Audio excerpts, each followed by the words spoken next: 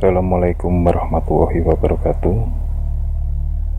Selamat malam sobat horor.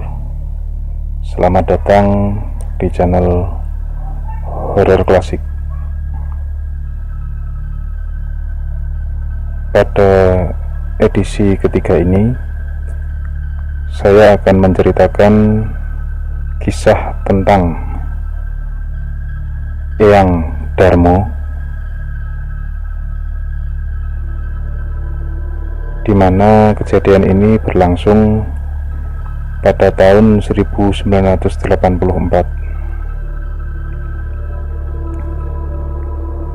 Diceritakan oleh cucu Eyang Darmo yang bernama Rizky. Tahun 1984. Rizky yang saat itu sedang berumur 9 tahun sedang bermain sore dengan teman-temannya di sebuah taman tidak jauh dari rumahnya.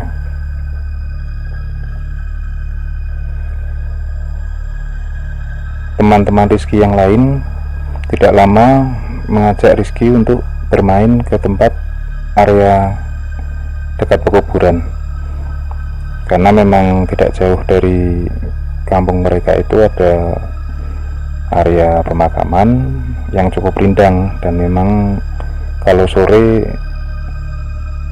cukup enak kalau untuk bermain di situ karena teduh, banyak pohon-pohon, juga tempatnya relatif sepi karena tidak untuk lalu lalang orang. Akhirnya berangkatlah mereka bersepuluh menuju ke area pemakaman kampung yang terletak di pojok dan agak ke atas. Jadi area pemakaman itu kalau dengan jalan itu lebih tinggi area pemakamannya. Nah, tidak lama setelah bermain-main di sana, waktu sudah menunjukkan, atau langit itu sudah menunjukkan tanda-tanda bahwa sebentar lagi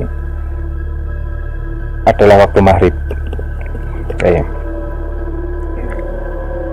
Rizky pun dan teman-temannya akan bersiap-siap untuk pulang, karena memang ada aturan tidak tertulis bahwa kalau sebelum maghrib itu anak-anak kalau bermain sudah harus pulang.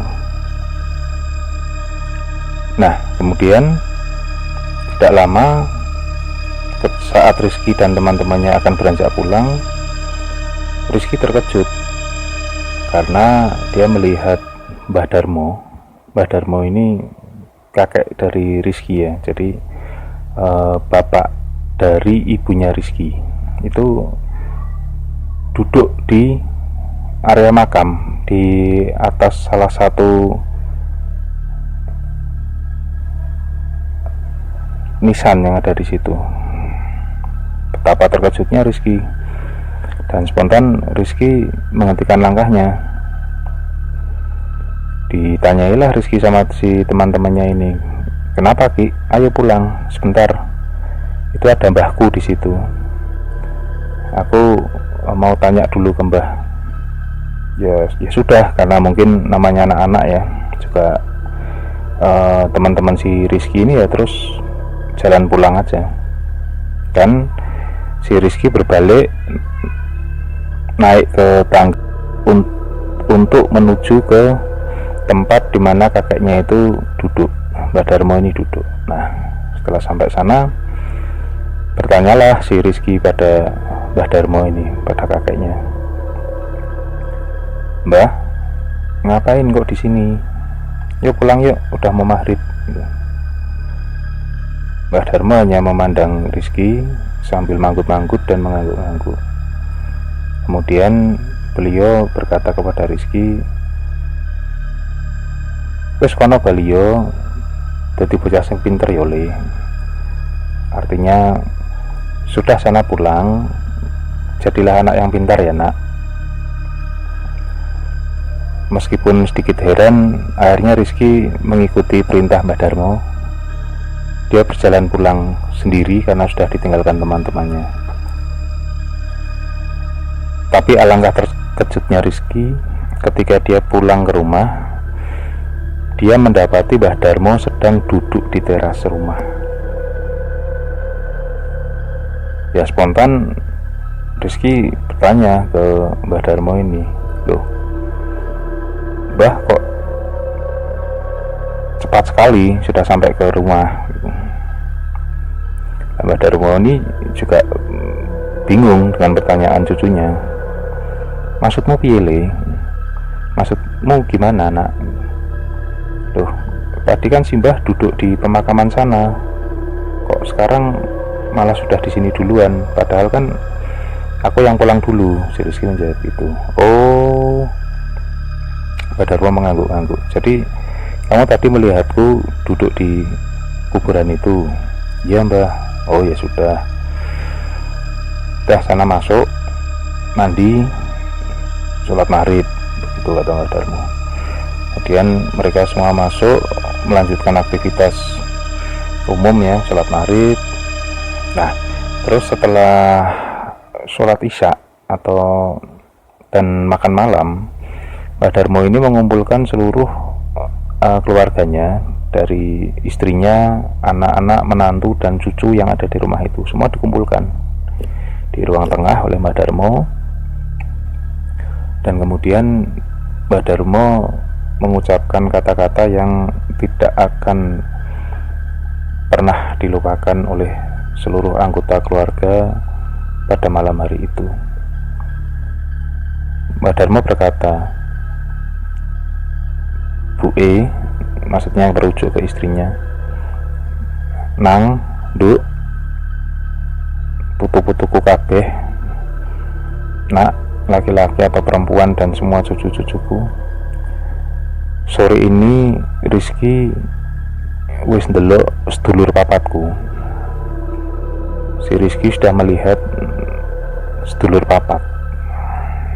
Jadi kalau di Jawa itu memang ada sedulur papat lima pancer sebutannya. Nah, terus lanjut Mbah Darmo, iku artinya waktuku rak suwe meneh, artinya waktuku sudah tidak lama lagi, katanya. Kemudian Mbah Darmo berkata ke istrinya bahwa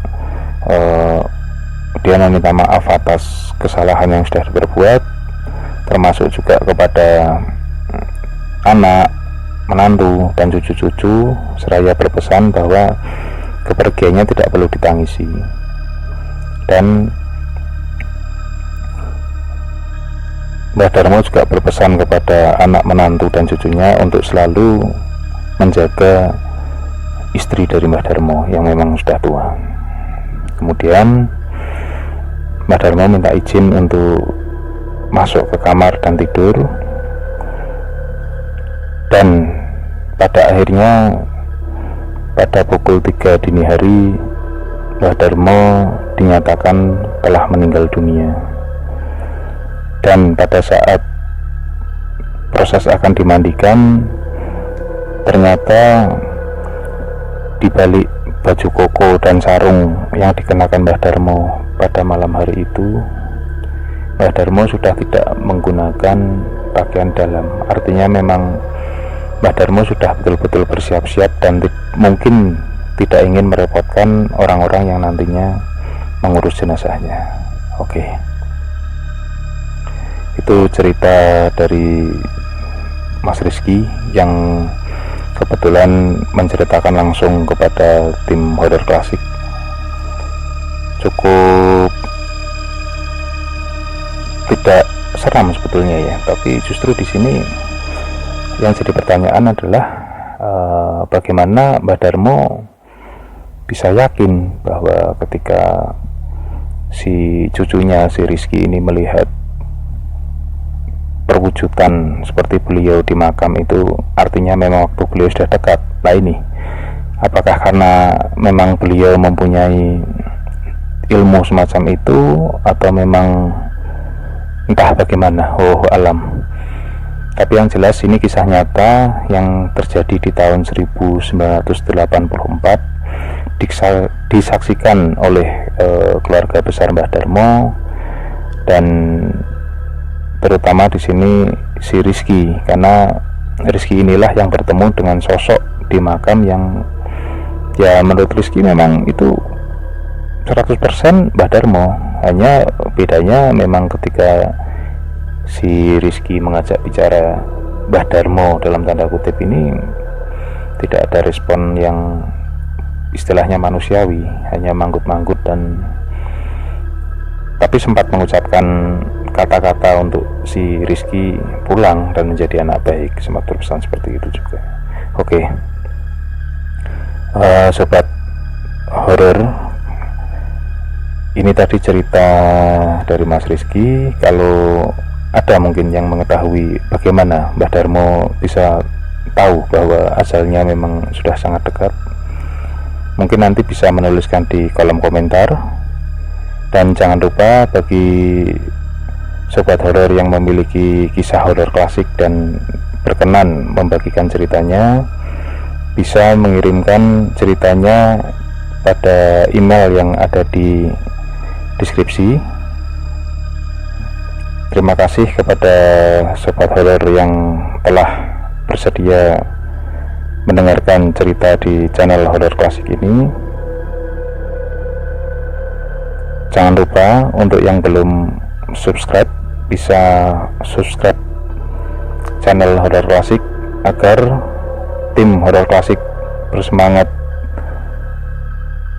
mengkurasi dan menceritakan cerita-cerita horor klasik kepada sobat horor sekalian, dan sobat horor tidak ketinggalan cerita-cerita horor klasik terbaru. Salam horor untuk sobat horor. Wassalamualaikum warahmatullahi wabarakatuh.